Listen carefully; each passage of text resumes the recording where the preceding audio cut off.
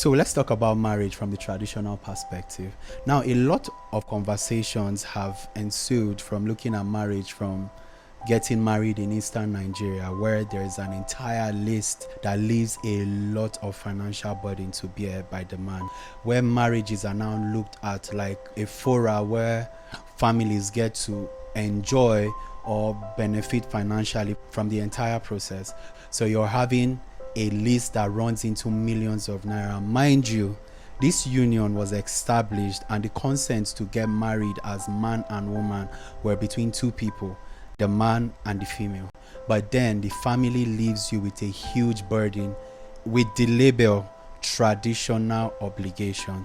Now, these traditional obligations have caused more harm than good in the process of marriage, because the lists are so cumbersome, the lists are so, it's off the roof, and then people run into millions of naira just because of what they want to get married. Sorry, I'm using naira because in this part of the world where I'm from, Nigeria, we use naira, which is our legal tender. However, we can do a conversion and just see what these estimations are in other currencies and other denominations, so you have a clearer picture of how expensive marriages are in Nigeria.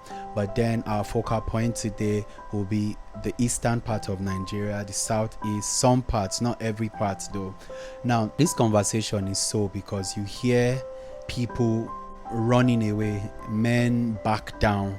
Now you're backing down from someone that you have literally known all your life because you want to what? Get married to the person, but then the obligations the person has to fulfill are too enormous that people just have to back down because of financial constraints and the burden of getting this money. So a lot of times we've had conversations where men have had to go take loans to get married. I kid you not, this is real life story, where people have had to go take loans, even for as far as going to the bank, because they want to fulfill marital obligations, which is rather unfair, and this puts pressure on the male gender.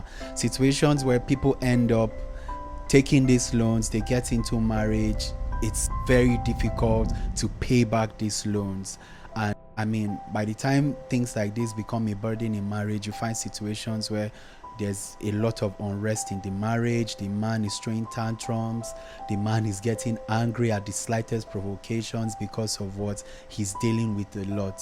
And this in itself has mounted so much pressure, leaving us with the question, why are traditional marital rights this expensive?